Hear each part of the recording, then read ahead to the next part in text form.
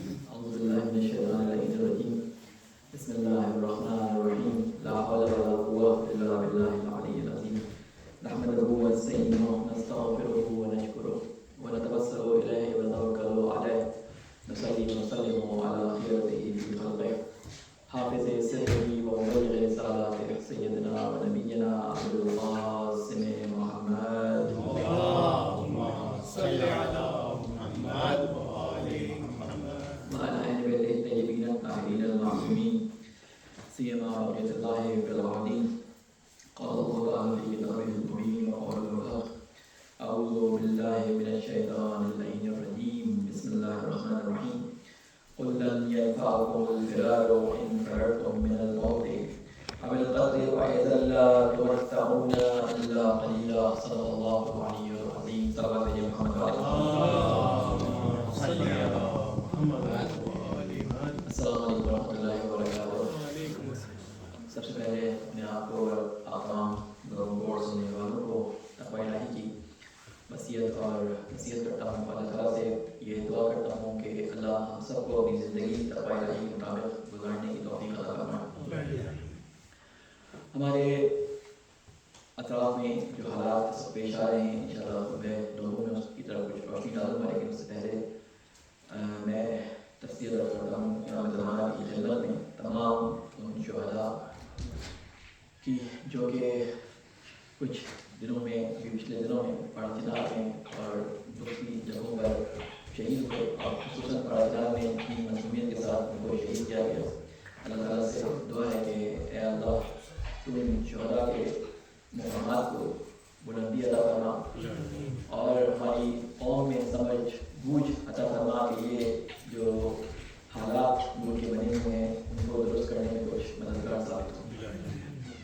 ہماری گفتگو جیسا کہ آپ کے ذہن میں ہوگا کہ ایک بہت ہی امپورٹنٹ ٹاپک سے متعلق کئی خطبوں سے جاری ہے، اور وہ ٹاپک ایسا ہے کہ جس سے تمام لوگوں کو گزرنا ہے اس چیز کے متعلق ہے. اور وہ کیا چیز ہے؟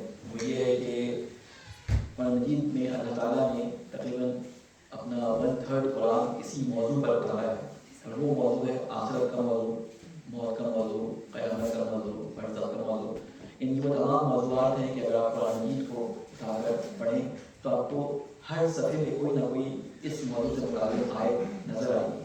لہٰذا اس موضوع کو انتخاب کرتے ہوئے ہم نے کچھ مراحل کا ذکر کیا. انسانی زندگی کے جو 4 مراحل ہیں جو خصوصاً ہر انسان کے ساتھ اور یوں کہہ لیں کہ دنیا میں آنے والے ہر جو آدم سے لے کر حضرت جیسے کہتے ہیں حجت کے ظہور کے آخر وقت کا جو شخص ہوگا اس تک ہر ایک ساتھ پیش آئیں گے. وہ یہ 4 حالات ضرور ہوں گے. اور ان میں سے پہلا یعنی ایک کے علاوہ ان میں سے پہلا عالم جس میں اس شخص کو رہنا پڑے گا وہ بدن مادر ہے. یعنی یہ 4 عوالم ہیں جس میں انسان کو رہنا ہے. بدن مادر حضرت عیسیٰ کے علاوہ بلکہ حضرت عیسیٰ بھی رہے، یعنی بدن مادر، پھر اس کے بعد دنیا، پھر برزخ اور قیامت. ان حالات میں سے ہم نے جن موضوعات کو چنا تھا وہ انسان کے دنیا سے جاتے ہوئے جو حالات اس کا پیش آتے ہیں جسے ہم سکرات الموت کہتے ہیں، ان کے بارے میں ہم تفصیل سے بیان کر چکے. پھر وہ حالت جو انسان کو قبر میں جاتے وقت پیش آتی ہے اس کے بارے میں ہم نے کچھ عرض کیا تھا، کچھ آج بیان کریں گے. اور پھر آج جو مین گفتگو ہماری ہوگی وہ برزخ یا قبر میں سوالات سے متعلق کچھ ائمہ علیہ السلام کی روایات اور کچھ آیات جو اس بارے میں موجود ہیں اس کے بارے میں ہم آپ کے سامنے ذکر کریں گے.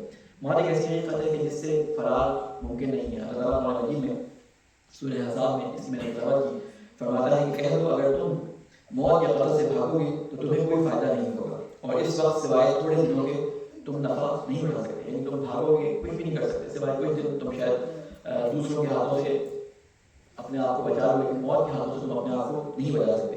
اسی طرح سورہ سجدہ میں اللہ تعالیٰ یہ ارشاد فرماتا ہے کہ قل یتوفاکم ملک الموت الذی وکل بکم ثم الی ربکم ترجعون. کہہ دو کہ تمہاری جان موت کا وہ فرشتہ قبض کرے گا جو تم پر مقرر کیا گیا ہے، پھر تم اپنے رب کے پاس لوٹائے جاؤ گے. یعنی یہ وہ حقیقت ہے کہ انسان اس سے فرار نہیں کر سکتا. اور پہلا کام جو موت کے بعد انسان کے ساتھ ہوتا ہے، یوں کہتے ہیں قبر میں داخل ہونے کے بعد انسان کے ساتھ ہوتا ہے، وہ کیا ہے؟ وہ فرشتوں کی آمد ہے. نام تو ان کے قرآن مجید میں نہیں آئے کہ ان فرشتوں کے نام کیا ہے، لیکن روایات کے اندر جو نام آئے ہیں وہ 4 نام ہمیں روایات میں ملتے ہیں. ایک نام جو بہت مشہور ہے لوگوں کے درمیان وہ منکر و نکیر کا نام ہے کہ منکر و نکیر قبر میں آتے ہیں. ایک نام مبشر و نذیر کا نام ملتا ہے، کیونکہ ایسا نہیں ہے کہ منکر و نکیر ہر ایک کے لیے آتے ہیں. روایات اس بارے میں ملتی ہیں، انشاءاللہ آپ کے سامنے اس کو پڑھوں گا کہ منکر و نکیر ان لوگوں کے لیے آتے ہیں کہ جن کے ساتھ سختی کرنی ہوتی ہے، لیکن مومنین کے سامنے منکر و نکیر نہیں آتے. یا یوں کہہ لیں کہ ان فرشتوں کے نام منکر و نکیر کی جگہ بشیر و نذیر ہو جاتے ہیں، بشیر و مبشر ہو جاتے ہیں. تو یہ 2 الگ الگ کیٹیگریز ہیں فرشتوں کی جو لوگوں کے اوپر قبر کے اندر آتی ہیں. اور یہ شیعہ عقائد میں سے ایک مضبوط عقیدہ ہے کہ جس کے اوپر ایمان رکھے بغیر جو ہے وہ انسان جیسے کہتے ہیں کہ شیعہ نہیں کہلا سکتا. امام صادق علیہ السلام کی ایک حدیث ہے کہ من انکر 3 اشیاء، کہ جس نے انکار کیا ان 3 چیزوں سے فلیس من شیعتنا، وہ ہمارے شیعوں میں سے نہیں ہے. ان میں سے ایک کیا چیز ہے؟ المعراج، رسول اکرم صلی اللہ علیہ وسلم کی معراج، جس میں وہ اللہ تعالیٰ سے ملاقات کے لیے 7ویں آسمان پہ یا آبا حسین کے نزدیک چلے گئے. اور پھر ہے مسئلہ فی القبر، قبر کا مسئلہ، یعنی جس میں منکر و نکیر سوالات کریں گے. اور تیسرا ہے شفاعت، اور جو ہماری شفاعت پہ اعتقاد نہ رکھے. یہ 3 مسئلے ایسے مسئلے ہیں کہ ایک شیعہ کے لیے دینوں پہ عقیدہ رکھنا جو ہے وہ بہت ضروری ہے. ابو بصیر سے ایک روایت ہے جو امام صادق علیہ السلام سے ابو بصیر نقل کرتے ہیں، اور اس سے وہ سوال کرتے ہیں کہ مولا کیا ہر مومن کے لیے منکر و نکیر قبر میں آئیں گے؟ تو مولا نے ان کو جواب دیا کہ مومنین کے لیے منکر و نکیر نہیں بلکہ بشیر و نذیر نام کے جو فرشتے ہیں وہ آئیں گے. اور یہ آپ کو کہاں ملتا ہے؟ یہ روایت ہے. اگر آپ رجب کی دعائیں پڑھیں تو ان رجب کی دعاؤں کے اندر آپ پڑھیں گے کہ اے اللہ بجائے اس سے کہ ہمارے لیے منکر و نکیر کو بھیج، ہمارے لیے بشیر و نذیر کو بھیج. بشیر کہتے ہیں خوشخبری دینے والے کو، اور نذیر کہتے ہیں آگاہ کرنے والے کو. تو یہ 2 فرشتے الگ الگ ہیں جن کے بارے میں کہا جاتا ہے کہ یہ عقائد کے بارے میں سوال کریں گے. یعنی یہ فرشتے جب آتے ہیں، اور یہ آتے کتنی جلدی ہیں، ان کے بارے میں روایت رسول اکرم صلی اللہ علیہ وسلم سے ہے کہ جب انسان قبر میں دفنایا جاتا ہے تو کہتے ہیں کہ انسان جو قبر میں جاتا ہے، یعنی جو میت ہوتی ہے، اس کی حص جسے کہتے ہیں دنیا میں جسے کہتے ہیں 6 حصے ہوتی ہیں، لیکن اس کی تمام 5 حصے ہوتی ہیں. اس کی تمام حصے جو ہیں اتنی زیادہ بیدار ہو جاتی ہیں کہ تمام اپنے اطراف کے میں ہونے والے واقعات کو، لوگوں کی آوازوں کو، لوگوں کے قدموں کی جاکوں کو یہ سن رہا ہوتا ہے. یہ دیکھ رہا ہوتا ہے کون اس پہ گریا کر رہا ہے، یہ دیکھ رہا ہوتا ہے کہ کون اس کے اوپر جو ہے وہ حسد دعائیں دے رہا ہے، کون اس کے لیے کیا باتیں کر رہا ہے. تو رسول اکرم صلی اللہ علیہ وسلم کی حدیث ہے کہ ابھی ان لوگوں کی جو اس پہ رو رہے ہوتے ہیں، جو اس پہ گریا کر رہے ہوتے ہیں، جو اس کو دفنانے کے لیے آئے ہوتے ہیں، ان لوگوں کی قدموں کی چاپ ابھی اس کے کانوں میں آ رہی ہوتی ہے کہ قبر میں 2 فرشتے آ جاتے ہیں. میں نے آپ سے ذکر کیا تھا کہ آپ ضرور آپ لوگوں کو اگر موقع لگے، اور میں نے کہا کہ جس کو چاہیے وہ کتاب اس سے PDF کی صورت میں لے سکتا ہے، کہ شیخ عباس قمی کی کتاب ہے مناظر الاخرہ. اس کتاب کو ضرور آپ لوگ پڑھیں ایک دفعہ. انسان جب کسی جگہ سفر کے لیے جاتا ہے، میں نے پہلے بھی اس کو عرض کیا تھا، تو وہاں کے بارے میں ایک گائیڈنس لیتا ہے، وہاں کے بارے میں معلومات دیتا ہے کہ وہاں پہ زندگی کیسی ہوگی، کس طرح کا ویدر ہوگا، کس طرح کے حالات ہوں گے. اسی لحاظ سے وہ لباس، اپنا سامان، اپنا جو ہے سارے سفر رکھتا ہے. ہمیں آخرت میں ایک ایسا لمبا سفر کرنا ہے کہ یہ 50-60 سال کی زندگی کے بعد ایک لامتناہی سلسلہ جس کے بارے میں مدت نہیں معلوم کہ کتنا ہمیں اس کا سفر کرنا ہے، تو اس کے لیے ہمیں کیا تیاریاں کرنی ہیں. وہ بھی اس کتاب کے اندر بہت ساری چیزیں ایسی ہیں کہ جو واقعات اور حکایات کی صورت میں ہیں. آپ سوائے ان روایات اور آیات کے ان واقعات کو اگر نہ بھی پڑھیں، فی الحال وہ واقعات علماء کے خواب ہیں، اس کے اندر مختلف چیزیں بیان کی گئی ہیں، ان کو اگر آپ نہ دیکھیں، آپ صرف روایات اور آیات ہی کو دیکھیں، تو آپ کو بہت زیادہ معلومات فراہم ہوگی اپنے اس سفر کے بارے میں جو آپ کو آگے درپیش ہے. تو یہ رسول اکرم صلی اللہ علیہ وسلم فرماتے ہیں کہ ان کے پاس 2 فرشتے آتے ہیں اور ان سے سوال کیے جاتے ہیں. اور یہ فرشتے اس شخص کے لیے اتنے ناشناختہ ہوتے ہیں، اتنے زیادہ ناشناس ہوتے ہیں، اور یہ شخص اتنا ڈرا ہوا ہوتا ہے کہ جب یہ فرشتے سوال کرتے ہیں تو یہ اتنی آہستگی سے جواب دیتا ہے کہ جیسے کوئی اپنے منہ میں ایک جس کہتے ہیں بڑبڑاہٹ کرتا ہے، منہ میں ایک چیز کو پڑھتا ہے کہ کسی اور کا آواز نہ جائے. یعنی ڈر کے مارے اس کو ڈر ہوتا ہے کہ یہ سوالات جیسے کیے جا رہے ہیں ان کے جوابات کہیں غلط نہ ہو جائے، تو اس کو ڈر کے مارے اس کی آواز نہیں نکلتی. تو یہ فرشتے اس سے اگر یہ بشیر اور نذیر ہوتے ہیں تو یہ تسلی دیتے ہیں. اسی طرح ایک روایت خود مناظر الاخرہ کے اندر ذکر کی گئی ہے. اس میں یہ روایت بیان کیا گیا ہے کہ جب بھی انسان مرتا ہے تو 6 ہستیاں یا 6 قسم کے نور اس کے اطراف میں آ جاتے ہیں جو مومن ہوتا ہے. اور وہ ایک سرہانے، ایک دائیں طرف، ایک بائیں طرف، ایک سر کے پیچھے، ایک پیر کے پاس، ایک سامنے اس کے موجود ہوتا ہے. اور بتایا جاتا ہے کہ یہ 6 نور جو ہیں اس کے اپنے وہ اعمال ہوتے ہیں جو اس نے زندگی میں گزارے ہوتے ہیں. ایک اس کی نماز ہوتی ہے، ایک اس کا صلہ رحم ہوتا ہے، ایک اس کے جو حج یا عمرے جو اس نے ادا کیے ہوتے ہیں وہ ہوتے ہیں، جو مختلف قسم کی عبادات جن کے بارے میں سوال کیا جاتا ہے یہ ہستیوں کی صورت میں، یہ نور کی صورت میں اس کے اطراف میں موجود ہوتے ہیں. اب سوال و جواب اس میں جو قبر میں کیے جاتے ہیں وہ کیا ہوتے ہیں. اس سے پہلے کہ میں اس کو بیان کروں آپ کے ذہن میں یہ بات ہونی چاہیے کہ جو ہم کہتے ہیں کہ قبر میں عذاب ہونا ہے، یہ پہلے بھی بیان کیا تھا لیکن دوبارہ کچھ نئے لوگوں کی وجہ سے بیان کر دوں کہ یہ جو ہم کہتے ہیں قبر میں عذاب ہوگا، قبر کا فشار ہوگا، یہ والی قبر نہیں ہوتی جو مٹی کی 6 فٹ کی اور 2 فٹ کی 6 فٹ بائی 2 فٹ کی جو بنائی جاتی ہے، یہ قبر مراد نہیں ہوتی. بلکہ جب روایات میں قبر کا لفظ استعمال ہوتا ہے تو اس سے مراد ہوتا ہے وہ برزخی قبر جو کہ برزخ کے اندر کھلتی ہے. یہ قبر جسے ہم مردے کو دفنانے کے لیے استعمال کرتے ہیں، سو عربی میں کہتے ہیں لہر. اس لہر کو دفنا دیتے ہیں، اس میں جسم گل سڑ جاتا ہے. لیکن جیسے ہی یہ یہاں پہ جاتا ہے تو اس کا جسم ایک مثالی جسم، اسی طرح کا جسم ہوتا ہے لیکن اس میں مادہ یا اس میں میٹر شامل نہیں ہوتا. وہ ایک مثالی جسم ہوتا ہے جسے ہم عالم مثال بھی کہتے ہیں.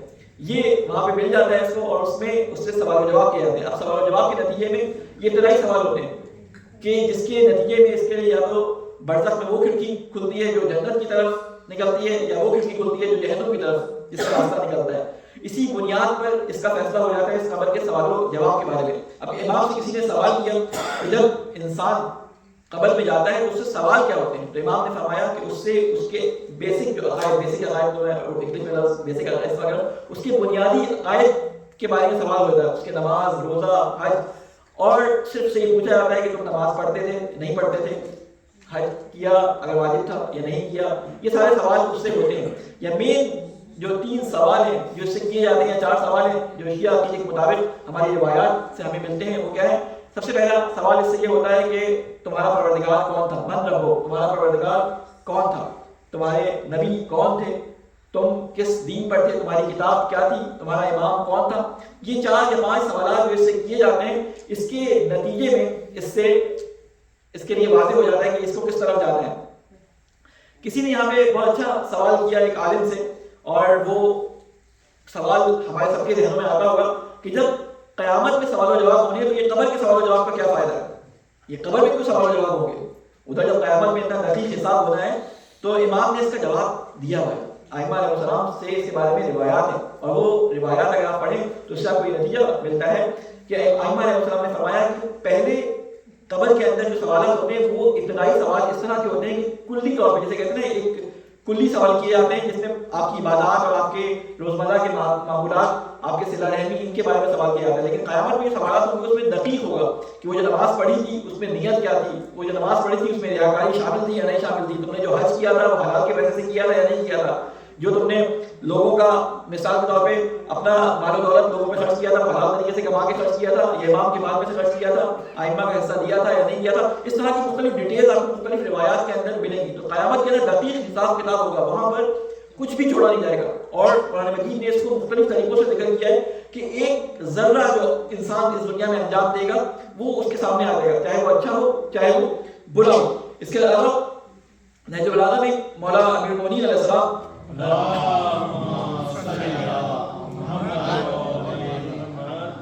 یہ روایت امیر المومنین علیہ السلام سے بھی موجود ہے نہج البلاغہ کے اندر. اگر آپ اس کو سرچ کریں گے تو مل جائے گی. اذا انصرف المشیعون من الجنازۃ المیت رجعوا وسکتوا، کہ جب انصراف کہتے ہیں واپس جانے کو، جب پلٹتے ہیں مشیعون تشیع کرنے والے جو دفنانے والے جب پلٹتے ہیں میت کے پاس سے، جنازے کے پاس سے، رجعوا وسکتوا، اور وہ خاموش ہو جاتے ہیں، ان کے رونے کی آوازیں آنی بند ہو جاتی ہیں. تو وانصرف المیت الی قبرہ یسأل، اور مردہ اپنی قبر کی طرف یعنی اپنے برزخ کے مقام کی طرف منتقل ہو جاتا ہے. وہاں پر اس سے سوال و جواب شروع ہو جاتے ہیں. یعنی اس مرحلے کو ائمہ علیہ السلام نے قرآن میں، نبی اکرم صلی اللہ علیہ وسلم نے مختلف طریقوں سے بیان کیا ہے. اور اسی لیے کہا جاتا ہے کہ جب قبر میں دفنایا جائے تو اس کو تلقین کی جائے، اور تلقین کا طریقہ جو بیان کیا گیا وہ یہی بیان کیا گیا ہے کہ مردے کی جو روح ہوتی ہے وہ اتنی بیدار ہوتی ہے کہ وہ آپ کی تلقین کو سنتی ہے، اس لیے کہا ہے کہ 2 دفعہ تلقین کرو، آخر وقت میں اس کے عقائد اس کو یاد دلاؤ۔ اور وہ طریقہ مستحب جو آپ کو معلوم ہے کہ قبر کے اندر ایک شخص اترے اور وہ اس کا کاندھا اپنے دائیں کاندھے کو دائیں ہاتھ سے اور بائیں کاندھے کو بائیں ہاتھ سے، سیدھے ہاتھ سے سیدھے کاندھے کو اور الٹے ہاتھ سے الٹے کاندھے کو پکڑ کے ہلا کر اس کو یہ بتایا کہ تمہارا عقیدہ کیا تھا، تمہارا پروردگار کون تھا، تمہارا نبی کون تھا، تمام وہ آپ تلقین کے اندر پڑھیں تو عقیدے کو ایک دفعہ ریپیٹ کیا گیا ہے اس کے اندر، اس کو دہرائیں۔ اور یہ بھی ملتا ہے کہ وہ شخص دہرائے کہ جس کی آواز سے یہ مردہ اپنی زندگی میں بہت زیادہ مانوس تھا۔ ہمارے یہاں عموماً یہ کیا جاتا ہے کہ گورکھن کو یا مولانا صاحب کو کہہ دیا جاتا ہے آپ تلقین پڑھائیں، وہ بھی پڑھا سکتے ہیں، اجازت ہے اس کی، لیکن بہتر جو مولا امیر المومنین علیہ السلام کی زندگی میں ہمیں سبق ملتا ہے یا رسول اکرم صلی اللہ علیہ وسلم کی زندگی میں ہمیں سبق ملتا ہے وہ یہ ملتا ہے کہ آپ نے اپنے عزیزوں کے جنازے میں خود تلقین پڑھائی۔ ان کی سیرت میں حضرت خدیجہ کی قبر میں آپ خود ہوتے ہیں، فاطمہ بنت اسد کی قبر میں آپ خود ہوتے ہیں، یا جناب امیر المومنین علیہ السلام کے بارے میں ملتا ہے کہ جناب فاطمہ سلام اللہ علیہا کی قبر میں آپ خود ہوتے ہیں۔ جناب فاطمہ نے وصیت بھی کی تھی کہ اے علی میرے سرحانے بیٹھ کر قرآن کی تلاوت کیجیے گا پوری رات، یعنی مجھے تنہا نہ چھوڑیے گا۔ یعنی یہ قبر کی تنہائی ہوتی ہے وہ ہر ایک کے لیے جو ہے یہ ایک تنہا حصہ ہوتا ہے جو ہر ایک کے لیے سخت ہوتی ہے۔ تو مولانا امیر المومنین علیہ السلام کی زندگی میں آپ دیکھیں، رسول اکرم کی زندگی میں دیکھیں، یا امام سجاد علیہ السلام نے جب اپنے بابا کو اور تمام شہداء کو دفنایا تھا تو یہ چیز اپنے ذہنوں میں بٹھائیں گے۔ تلقین جہاں پہ بھی آپ دیکھیں کہ تلقین پڑھنے کا موقع ہو تو جو رشتہ دار ان سے بولیں کہ اس کا نزدیک ترین جو فرد ہے وہ اگر تلقین پڑھے تو بہتر ہے۔ اور کہا گیا ہے کہ 2 تلقینیں جو ہیں آپ جو ہے پڑھیں، ایک تلقین جب آپ مردے کو دفنا رہے ہو قبر بند کرنے سے پہلے، اور ایک تلقین اس وقت پڑھی جائے کہ جب سب چلے جائیں ایک شخص وہاں رک جائے اور وہ قبر پہ اپنا ہاتھ رکھ کر جو ہے اس شخص کو دوبارہ سے تلقین کرے۔ تلقین اصل میں پڑھنا نہیں ہوتا، تلقین اصل میں کرنے کی چیز ہوتی ہے، ہم اس کو پڑھنا کہہ دیتے ہیں آپ روزمرہ کی گفتگو میں، لیکن تلقین کی جاتی ہے، یعنی اس کو بتایا جائے، تلقین اس کو کی جائے کہ تم اے فلاں ابن فلاں تم اس بات کو یاد رکھو۔ اور اس بارے میں روایت میں ملتی ہے کہ جب انسان کو تلقین کی جاتی ہے تو جو فرشتے سوال و جواب کے لیے آتے ہیں ان کو جب یہ تلقین وہ سنتے ہیں تو کہتے ہیں کہ چلو یہاں سے واپس، کیونکہ اب اس کو تلقین کر کے دوبارہ تمام چیزیں ریپیٹ کروا دی گئی ہیں۔ ایک یہاں بس ایک چھوٹی سی بات بیان کر کے اپنی گفتگو کو میرے خطبے کی ختم کروں کہ ایک چیز آپ نے اپنی زندگی میں دیکھی ہوگی کہ جتنے بھی امتحانات ہوتے ہیں ان امتحانات کے سوالات جب امتحان آنے سے پہلے ہم کو مل جائیں تو ہم پوری اپنی جان مار کے وہ جو پیپرز آؤٹ ہو جایا کرتے تھے، اس زمانے میں ایگزام کے رات کو پیپر ملتا تھا تو پوری رات میں ایسی تیاری کرتے تھے جیسے ہم جس سے کہتے ہیں اپنی میموری بچا کے بیٹھے ہیں، وہ سارا کچھ یاد ہو جاتا تھا، 5 یا 10 سوال جو ہمیں ملتے تھے یاد کر لیتے تھے۔ اگر سوال امتحان سے پہلے مل جائے تو امتحان میں اگر 100% نمبر نہ آئے تو پھر تو انسان کا فائدہ نہیں ہے، پیپر بھی آؤٹ ہو گیا اور وہ جواب بھی نہ دے سکا تو پھر تو ناکام انسان ہے۔ تو یہ امتحان ایک ایسا امتحان ہے کہ جس کا پیپر آؤٹ ہو چکا ہے۔ قبر کے امتحان وہ امتحان ہے کہ جس کا پیپر آؤٹ ہو چکا ہے۔ اللہ تعالیٰ نے رسول اکرم صلی اللہ علیہ وسلم نے ان کے ائمہ نے بتا دیا کہ قبر میں کیا امتحان ہوں گے۔ تو اب سوال یہ پیدا ہوتا ہے کہ یہ آؤٹ ہونے کے بعد اس کو ہم کیسے ٹیکل کرتے ہیں؟ کیا وہ جو بچپن سے امی نے گود میں سکھایا تھا اللہ ایک پنجتن 5 ٹھیک ہے امام 12 معصوم 14 وہ تمام چیزیں یہاں پہ کام آئیں گی؟ یقیناً شاید کام آئیں، لیکن یہاں پہ دنیاوی سوالات کی طرح سوالات نہیں ہیں، یہاں پہ سوالات آپ کے اپنے نفس سے ہیں، یا آپ کے رٹنے سے آپ کے ذہن سے تعلق نہیں رکھتے کہ آپ نے جو ذہن میں اپنے رکھا ہوا ہے وہ وہاں پہ آپ اس ذہنی معلومات کی وجہ سے جواب دے دیں گے، بلکہ یہ جو آپ نے دنیا میں کیا ہوگا اس کی بنیاد پر جواب دیے جائیں گے۔ اور میں اکثر اس چیز کو ذکر کر چکا ہوں کہ جب فرشتہ سوال کرے گا بتاؤ تمہارا پروردگار کون تھا، تو انسان بولے گا بچپن سے اماں نے یاد کرایا تھا اللہ ایک، اللہ میرا پروردگار، نبی میرے رسول اکرم صلی اللہ علیہ وسلم، کتاب میری قرآن، یہ تمام جوابات جب دے دے گا تو فرشتے کہیں گے بہت زبردست جواب تو تم نے بہت اچھے دیے، چلو تمہارے دروازہ کھول دیتے ہیں، لیکن ایک چیز ذرا اس کی فائل لے کے آؤ، اور فائل لانے کے بعد ذرا چیک کرو یہ جو کہہ رہا ہے یہ صحیح کہہ رہا ہے یا نہیں کہہ رہا، یہ زبان سے خالی ایسا تو نہیں یادداشت اس کی ابھی تک باقی ہو، یہ پرانی یادداشت سے جواب دے رہا ہوں، تو پھر اس کا پروندہ کھلتا ہے، پھر اس کی فائل کھلتی ہے، اس کے لیے پھر مقامات طے ہوتے ہیں کہ نیتوں کو بعد میں دیکھیں گے لیکن اس کی فائل میں کیا کیا چیزیں ہیں اس کو دیکھتے ہوئے برزخ کی کون سی کھڑکی اس کے لیے کھولنی ہے۔ بہرحال ہمیں اپنی زندگی میں اس جہان کے لیے جو ہے وہ ابھی سے آمادگی کرنی چاہیے. اگر وہاں پہ ہم آمادہ نہیں ہوں گے تو اللہ تعالیٰ قرآن مجید میں فرماتا ہے لا یغادر صغیرۃ ولا کبیرۃ، کہ وہاں پہ کچھ بھی نہیں چھوڑا جائے گا، چاہے کچھ چھوٹا ہی ہو یا کچھ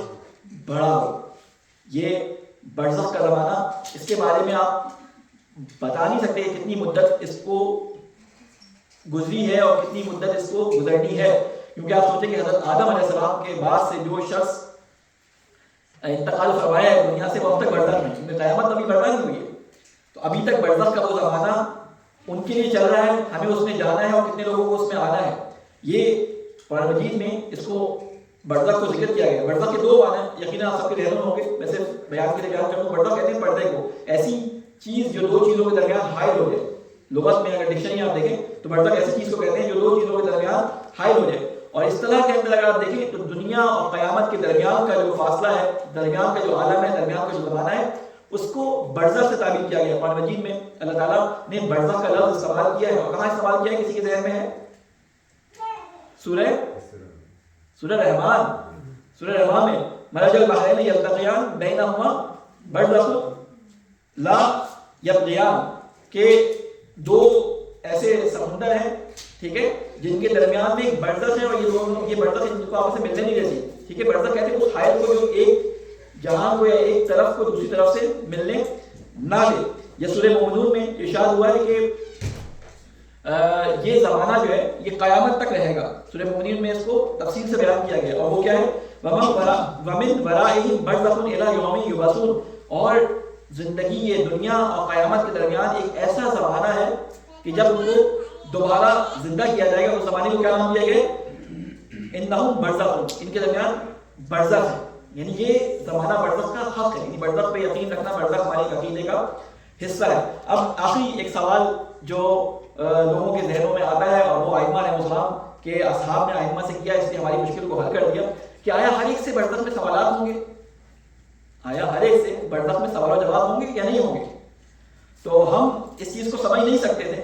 کچھ قرآن مجید نے ہماری سے مدد کی، اور کچھ رسول اکرم صلی اللہ علیہ وسلم اور ائمہ علیہ السلام کی روایات نے مدد کی، جس کی وجہ سے ہمیں پتہ چلا کہ برزخ میں جانے والے جو لوگ ہیں، یا برزخ میں جو سوال و جواب ہونے، برزخ میں سب جائیں گے، لیکن جو سوال و جواب ہوں گے ان سوال و جواب کے دو گروہ ہیں کہ جن سے سوال و جواب نہیں ہوں گے، اور دو گروہ ہیں کہ جن سے سوال و جواب ہوں گے. ایک وہ گروہ جو ایمان کی طرف تمایل رکھتا تھا، یا وہ گروہ جو کفر کی طرف تمایل رکھتا تھا، یعنی کفر پہ چل رہا تھا. مومنین سے سوال و جواب ہوں گے، اور ایسے لوگ جو کفار ہیں ان سے سوال و جواب ہوں گے. یہ دو لوگ ہیں جن سے سوال و جواب ہوں گے. لیکن کن لوگوں سے سوال و جواب نہیں ہوں گے، ان کی بھی ائمہ علیہ السلام کی روایات میں دو کیٹیگریز بیان کی گئی ہیں. کیٹیگریز کیا ہے؟ ایک وہ کہ جن کی شان اس سے بہت اعلیٰ ہوگی کہ ان سے سوال و جواب کیا جائے، ان کو ڈائریکٹ برزخ میں پہنچا دیا جائے گا، ان سے سوال و جواب کا سلسلہ نہیں ہوگا. ان میں کون کون شامل ہے؟ ان میں انبیاء شامل ہیں، ان میں صالحین شامل ہیں، ان میں اولیاء شامل ہیں، ان میں شہداء شامل ہیں. تو رسول اکرم صلی اللہ علیہ وسلم سے کسی نے سوال کیا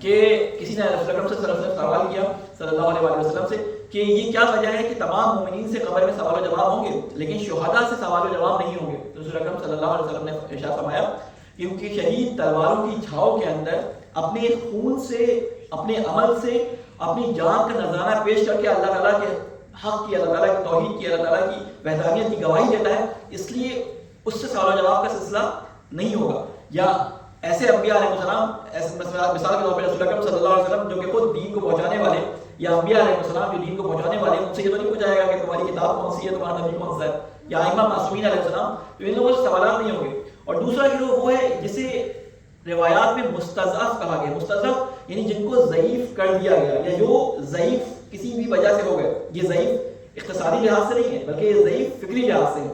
ان میں وہ بچے یا جو بلوغ سے پہلے اس دنیا سے چلے جاتے ہیں، یا وہ دیوانگان کہ جن کا شعور اور جن کی عقل ان کے اپنے اختیار میں نہیں ہے، جسے آپ دیوانہ یا جسے آپ مجنون کہتے ہیں، ان لوگوں سے سوال و جواب نہیں ہوں گے. یا وہ لوگ کہ جن تک ہدایت پہنچی ہی نہیں، وہ کسی ایسے دنیا کے گوشے میں رہتے ہیں کہ جن تک دین پہنچایا ہی نہیں گیا، یا اگر پہنچایا گیا تو دین پہنچانے کا جو حق ادا کرنا تھا وہ حق ادا نہیں کیا گیا. آپ یقین کریں کہ ایسے لوگ ہمارے درمیان بھی پائے جا سکتے ہیں. اگر آپ پرانے زمانے میں بزرگوں کو تصور کریں، اپنے دادا دادی پردادا دادی اگر آپ نے کسی کو دیکھا ہو تو وہ بیچارے اتنے زیادہ مخلص ہوا کرتے تھے، وہ کہتے تھے کہ بس اللہ اللہ ہے. ٹھیک ہے، وہ یہ نہیں دیکھتے تھے کہ اللہ نے کیا کہا، بس نے کہا اللہ نے کہہ دیا، امام حسین نے کہہ دیا، رسول اکرم نے کہہ دیا. کہ ہماری ایک عزیز تھی دور کی ہماری دادی لگتی تھی، وہ کربلا کی پہلی دفعہ، بہت پرانی بات ہے 70s کی بات ہے، تو ہمارے وہ چچا جو ہے وہ بتایا کرتے تھے، تو انہوں نے جب کربلا میں بیٹھے تو وہ یا حسین ایسے آپ نے دیکھا وہ کرتے ہیں نا لبیک یا حسین، تو ان کو حسین حسین کی آواز آئی تو انہوں نے رونا شروع کر دیا. حالانکہ وہ مولودی تھی، میلاد کا زمانہ تھا اور امام حسین علیہ السلام کا نام لے کے کوئی بات کر رہے تھے. تو بعد میں ان سے پوچھا کہ آپ رو کیوں رہی تھی، یہاں مجلس تھوڑی ہو رہی تھی. کہتے ہیں حسین کا نام لے رہے تھے تو میرے دل میں خود بخود آنسو آ گئے. یعنی ایسے لوگ تھے کہ ان کے دل محبتوں سے بھرے ہوتے تھے، یہ مستضعف تھے، ان کو نہیں پتا تھا کہ دینی تعلیمات کیا ہے، بس یہ ہر چیز اللہ کی خاطر بالکل جسے کہتے ہیں معصوم صحیح معنی میں. اس طرح کے لوگوں سے سوال نہیں ہوں گے، یا ایسے لوگ جن تک دین ہم نے پہنچایا نہیں، ہم نے صرف ان کو دھتکارا، ہم نے ان تک دین پہنچایا نہیں، یہ بھی مستضعف کے زمرے میں آ جائیں گے. اور اس کی مثال ہمیں کہاں ملتی ہے کہ جہاں پہ اللہ تعالیٰ نے سورہ آل عمران میں آیت نمبر 113 سے بعد سے وہ آیات شروع ہوتی ہیں کہ جب یہودیوں اور عیسائیوں نے کہا تھا کہ ہم میں سے ہم لوگ جنتی ہیں، یہودیوں نے کہا ہم جنتی ہیں، مسلمان کہتے تھے ہم جنتی ہیں.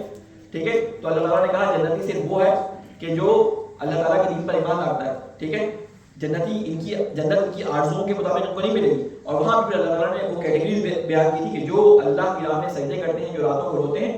پھر وہاں پہ اللہ تعالیٰ نے بیان کیا ہے کہ ان اہل کتاب میں سے، وہاں پہ اہل کتاب کا خاص طور پہ نام لے کے بیان کیا ہے، ان اہل کتاب میں سے کچھ لوگ ایسے ہیں جو راتوں کو سجدہ کرتے ہیں، اللہ کی خشیت سے روتے ہیں اور اس کے سامنے گر گڑاتے ہیں، اور وہ پوری تعریفیں بیان کی ہیں. کہا کہ اللہ ان کے اجر کو ضائع نہیں کرے گا.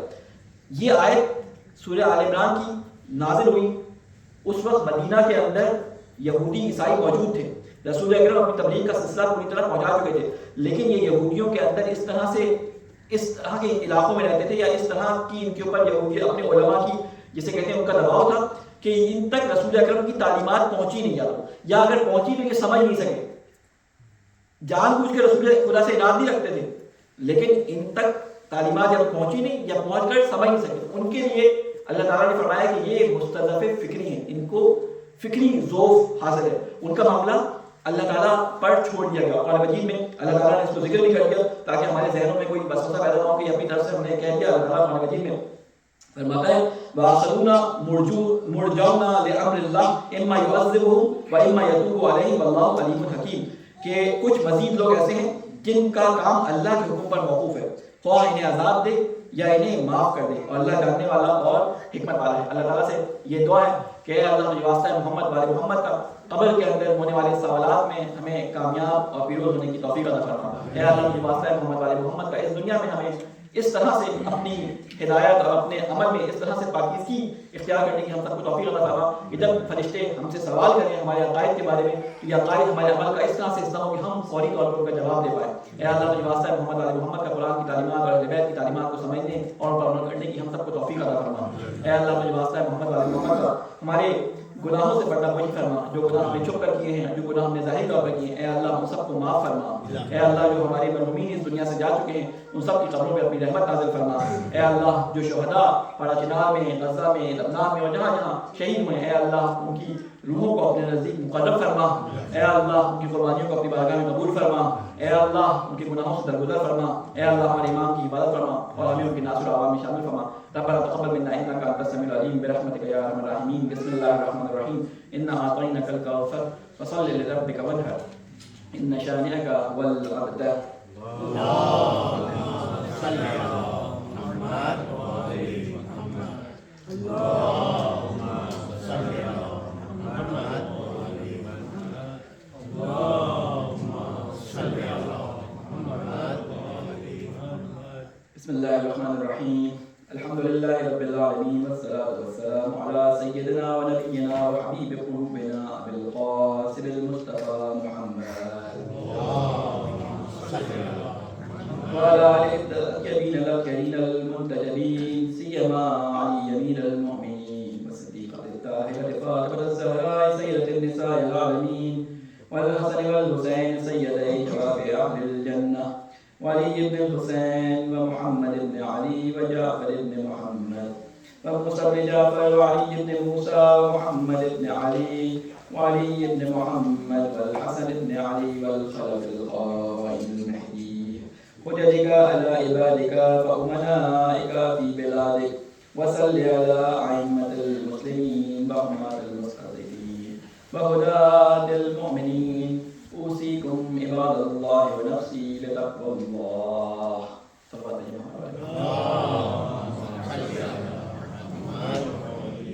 اللهم اغفر للمؤمنين والمؤمنات والمسلمين والمسلمات الأحياء منهم والأموات تاب بينهم بالخيرات إنك مجيب الدعوات إنك على كل شيء قدير. سب سے پہلے اپنے آپ کو اور تمام مومنین مومنات اور سننے والوں کو تقوی الہی کی وصیت اور نصیحت کرتا ہوں اور اللہ تعالیٰ سے یہ دعا کرتا ہوں کہ ہم تمام لوگوں کو لباس تقوی تن کرنے کی توفیق عطا فرما. تقوی انسانی زندگی میں وہ کردار ادا کرتا ہے کہ جو انسان کو زمین کی سطح سے بلند کر کے آسمان کی بلندیوں تک پہنچا دیتا ہے. اور اگر کسی میں یہ کوالٹی یا یہ تقوی موجود نہ ہو تو یہی انسان جس کو اللہ تعالیٰ نے اپنی سب سے پسندیدہ مخلوق قرار دیا تھا، جس کو خلق کرنے کے بعد انسان کے خلقت کے بعد اللہ تعالیٰ نے فرمایا تھا کہ میں احسن الخالقین ہوں، یہی جب تقوی کو چھوڑتا ہے تو پستیوں میں اس حد تک گرتا ہے کہ اس کو اسفل السافلین کہا جاتا ہے، یعنی یہ گہرائیوں میں گرنے والوں سے بھی گہرائی میں جا کے گرتا ہے. یعنی جب پست ہوتا ہے تو یہ جانوروں سے بھی زیادہ پست ہو جاتا ہے، اور جب بلند ہوتا ہے تو ملائکہ سے بھی زیادہ بلند ہو جاتا ہے. اور ہم دیکھتے ہیں کہ جب انسان کے اندر تقوی نہیں ہوتا تو اس میں سے اللہ کا ڈر ختم ہو جاتا ہے. آج تمام مسلمانوں پہ جو اپنے دل میں درد رکھتے ہیں ان کے دلوں میں یقیناً پچھلے دنوں ہونے والے ان واقعات کا جو کہ پاڑا چنار میں ہوئے اس کا درد یقیناً ہوگا، اور یقیناً امام زمانہ بھی اسی درد میں مبتلا ہوں گے کس طرح مظلومانہ طریقے سے پاڑا چنار کے مومنین کو شہید کر دیا گیا. اور وہ بیچارے ایسا نہیں کہ کسی جنگ کی خاطر یا کسی لڑائی کی خاطر کرتے نہیں، بلکہ وہ اپنی بیماریوں کے علاج کے لیے، اپنی ضروریات کو پورا کرنے کے لیے، اپنی مجبوریوں کی وجہ سے اس فوج کے آسرے پر وہاں جا رہے تھے کہ جس نے ان کی حفاظت کا وعدہ لیا تھا. آپ کو معلوم ہے کہ پشاور جاتے وقت راستے میں کس طرح سے اس پورے کارنوائے پہ فائرنگ ہوئی. آپ لوگ میرا خیال ہے پاڑا چنار سے آگاہ ہوں گے، لیکن میں یہ چاہتا ہوں کہ اگر آپ لوگ اجازت دیں تو ہمارے درمیان مولانا کہہ رہا ہوں برادر علی شاہ جو خود پاڑا چنار سے تعلق رکھتے ہیں وہ موجود ہے. میں چاہتا ہوں کہ 5 منٹ جو ہے وہ ابھی میں 2-4 الفاظ بیان کروں، اس کے بعد 5-6 منٹ وہ پاڑا چنار کی جو کرنٹ حالات ہیں ان سے آپ کو آگاہ کریں. وہ انشاءاللہ آپ کو اس کے بارے میں بیان کریں گے، لیکن اس سے پہلے میں 2 باتیں بس پاڑا چنار کے بارے میں بیان کر دوں کہ پاڑا چنار ایک ایسا علاقہ ہے جو خود مختار ریاست کے طور پر تو موجود نہیں ہے، لیکن اس نے جب تقسیم ہوئی تھی پاکستان اور انڈیا کی تو پاڑا چنار کو اختیار حاصل تھا کہ وہ اپنے اختیار سے یا حصہ بن گیا پاکستان کا یا خود مختار ہے، لیکن اس نے پاکستان کے ساتھ شامل ہونا جو ہے وہ اپنے قبول کیا اور اس کے بعد سے الحمدللہ وہ پاکستان کا حصہ ہے. لیکن اس کی اسٹریٹجیکل یا اس کی یہ کہتے ہیں کہ لوکیشن اس طرح کی ہے کہ یہ 3 طرف سے افغانستان میں گھرا ہوا ہے، یعنی اس کے اطراف میں تینوں طرف جو ہے وہ افغانستان ہے. ایک طرف جو ہے وہ پاکستان سے ملتا ہے اور وہ بھی پشاور کی طرف جو روڈ جاتی ہے وہ ایک ہی راستہ ہے جو اب بچا ہے ان کا ٹریولنگ کا جو پاکستان کے اندر وہ کر سکتے ہیں. پہلے ایک ایئرپورٹ یہاں پہ ہوا کرتا تھا جو 15 یا 12 سال پہلے اس کو بند کر دیا گیا. اس کی وجہ کیا تھی کہ افغانستان اور رشیا میں، افغانستان کے اندر جب رشیا آیا تھا اور اس وقت پاڑا چنار کے لوگ اس میں شامل تھے تو اسٹریٹجیکل طور پہ پاڑا چنار کو وہ اس لیے بہتر سمجھتے تھے کہ یہ گو کے پہاڑ کی بہت بلندی پر ہے، لیکن وہاں پہ تمام قسم کی فصلیں موجود ہیں، پانی ان کے پاس وافر مقدار میں موجود ہے کیونکہ افغانستان میں دریا رہتا ہے، اسے ان کے پاس پانی آتا ہے، ان کے پاس اپنے چشمے ہیں. اس وقت ان کے پاس ایئرپورٹ بھی تھا، تو اس ایئرپورٹ کو حاصل کرنے کے لیے افغانی اور باقی جو دوسرے لوگ ہیں وہ اس لیے حاصل کرنا چاہتے ہیں کہ افغانستان پہ یہاں سے بیٹھ کر یا پاکستان پہ یہاں سے بیٹھ کر بہت اچھی طرح سے کنٹرول کیا جا سکتا ہے. تو یہ علاقہ ہمیشہ سے لوگوں کی نظروں میں رہا، مختلف طاقتوں کی نظروں میں رہا. پھر اس کے بعد یہاں کے لوگوں کے درمیان کچھ اختلافات ہوئے، وہاں پہ اکثریت جو ہے شیعہ والی تھی، اختلافات ہوئے تو اہل سنت برادر وہاں سے نکل کر سے باہر جا کے منتقل ہو گئے. انہوں نے بولے اپنے الگ ٹھکانے کو پرماننٹ نہیں بنائی، خانہ بلوچ کی صورت میں ان کی اطراف کی جو ہے وہ اطراف میں رہتے ہیں. اور یہ وہ لوگ ہیں جو پاڑا چنار کے لوگوں کو اچھی طرح جانتے ہیں. ان کے درمیان اختلافات ہوئے، ان دونوں کے درمیان ایسے کچھ گروہ موجود ہیں کہ جو پیچھے سے کسی اور کے ہاتھوں سے جسے کہتے ہیں نا کہ کنٹرول ہوتے ہیں، اور ایک کی شرارت کی وجہ سے کئی جانیں چلی جاتی ہیں. کئی دفعہ اس کا 2-3 سال کے لیے محاصرہ ہوا. ابھی بھی آپ دیکھیں کئی عرصے سے پارا چلا کر محاصرہ ہوا ہے.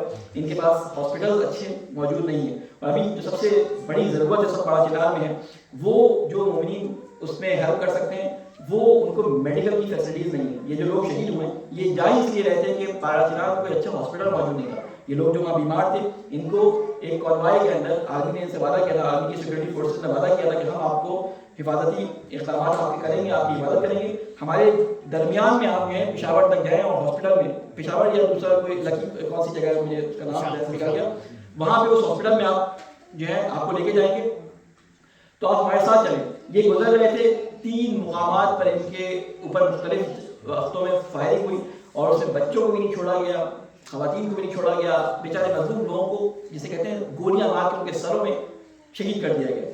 یہ چلاتے رہے لیکن کسی نے فریاد نہیں سنی. اور جب ان کو گاڑیوں میں بھر کے لے جایا جا رہا تھا ہاسپٹل کی طرف تو جو وہاں کے لوگوں کی رپورٹ جو مجھ تک آئی ہیں، جو میں نے وہاں کے لوگوں سے جو میری گفتگو ہوئی وہاں کے لوگوں کی میرے پاس رپورٹنگز آئیں، اس کے مطابق کہتے ہیں کہ بعض لوگ تو ہاسپٹل تک پہنچ گئے تھے زخمی لیکن ہاسپٹل میں فیسلٹیز نہ ہونے کی وجہ سے ان کا انتقال ہو گیا. تو ابھی جو سب سے بڑی جو ہیلپ ہم کسی طرح سے پارا چلا کے لوگوں کر سکتے ہیں وہ اس طرح سے کر سکتے ہیں کہ ہم ان تک ان کو اتنا مضبوط کر دیں مالی طور پہ بھی، اور ان کو میڈیکل کی جو سب سے بڑی ضرورت ہے جس کی وجہ سے لوگ جسے کہتے ہیں بیماریوں کی وجہ سے مر رہے ہیں یا زخموں کی وجہ سے مر رہے ہیں مختلف وجہ سے، ان کے یہاں ایسا پیرا میڈیکل اسٹاف جو تیار ہو سکے، ایسے کوئی ٹریننگ سینٹر ان کے لیے کوئی قائم کر دے. اگر ڈاکٹرز ہیں تو کسی نہ کسی طریقے سے ان تک ایسی مدد پہنچائے کہ ان کے لوگوں کو ٹرین کر دیں، ان کو خود کفیل کر دیں. کیونکہ اس وقت مدد کا ایک ہی طریقہ ہے، ہم ان کے ساتھ جا کر ڈر نہیں کر سکتے. ہم ان کی باہر سے مدد صرف اس وقت پیسے یا میڈیکل ایڈ کی صورت میں کر سکتے ہیں. ان کو چیزیں مل جاتی ہیں افغانستان سے، کابل ان کے پشاور کی نسبت زیادہ نزدیک ہے، ان کو افغانستان سے چیزیں مل جاتی ہیں لیکن وہ 2 روپے کی چیز 5 روپے میں خریدتے ہیں. اس لیے اس کو خریدنے کے لیے ان کو پیسے کی ضرورت ہے، ان کو اچھی ہاسپٹل کی ضرورت ہے. تو ابھی جو ہم ان کی مدد کر سکتے ہیں، ہمارے جو اس فیلڈ کے ماہر افراد ہیں جنہوں نے اس کا سروے کیا ہے وہ کہتے ہیں کہ اس وقت ان کو اگر پیسے کے ساتھ ساتھ میڈیکل کی فیسلٹیز اور ان کے پاس اچھی یونیورسٹیز اور اچھی ایجوکیشن کی فیسلٹیز دے دی جائیں تو وہ اپنے علاقے میں ہی اپنے آپ کو پائیدار اور مضبوط کر سکیں، ان کو تمام ان فیسلٹیز کے لیے باہر نہ جانا پڑے. تو مومنین سے میں گزارش کروں گا، اپیل کروں گا کہ اس سلسلے میں جو ایکسپرٹس ہیں ان سے مدد جس طرح آپ کر سکتے ہیں ان سے مشورہ لے کے جو ہے اپنی جو بھی مدد ہو اپنے ان مظلوم بھائیوں کے لیے جو ہے وہ آپ یہاں سے بھیجیں. اس کے ساتھ ہی میں اللہ تعالیٰ سے یہ دعا کرتا ہوں کہ اللہ مجھے واسطہ محمد علیہ محمد کا ہمارے دل ان لوگوں کے لیے رو رہے ہیں، اے اللہ جو اس میدان کے اندر تنہا ہیں، اے اللہ ان کی مدد تو نہیں کر سکتے لیکن ان کے لیے دعا کرتے ہیں کہ اے اللہ جو مشکلات ان کو پیش آئی ہیں ان مشکلات سے ان کو نجات عطا فرما. اے اللہ مجھے واسطہ ہے محمد علیہ محمد کا ہمارے گناہوں سے درگزر فرما. اے اللہ جو مرحومین اس دنیا سے جا چکے ہیں ان کی قبروں پر اپنی رحمت نازل فرما.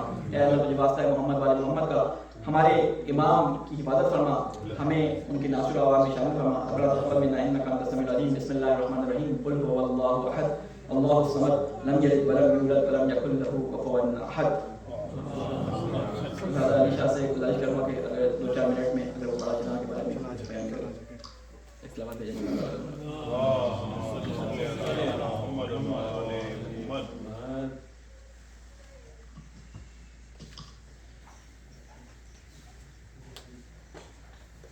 بسم اللہ الرحمن الرحیم. السلام علیکم.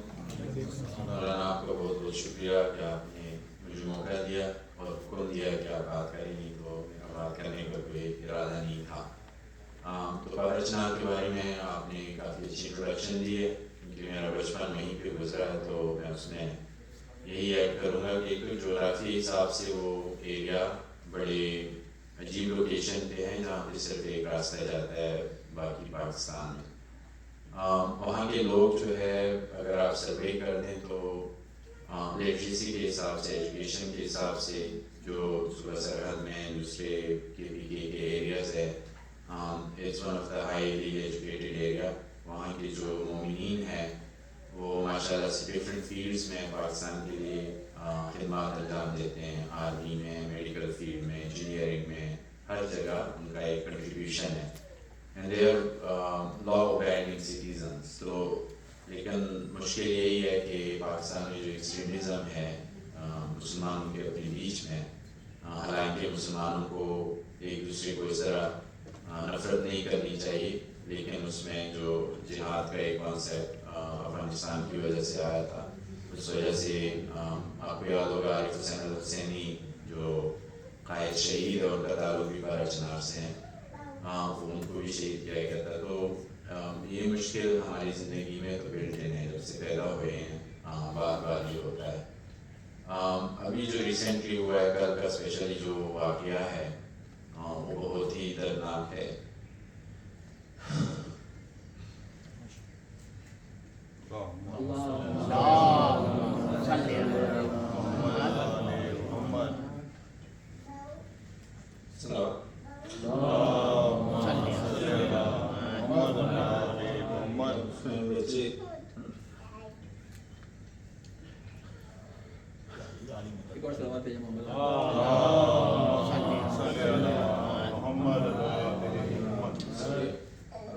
بچے اور خواتین اور جتنا بھی دردی سے ان کو قتل کیا گیا وہ بیان کرنے کے قابل نہیں ہے۔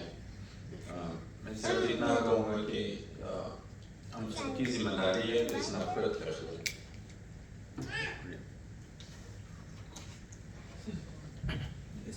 کے خلاف اسپیشلی جو مسلمانوں کے بیچ میں ہے، ہم سب کو ذمہ داری ادا کرنی چاہیے۔ آج ہم مظلوم ہیں تو کل کوئی اور بھی ہو سکتا ہے، اور سب سے بڑی جو ذمہ داری ہے وہ اویئرنیس کی ہے۔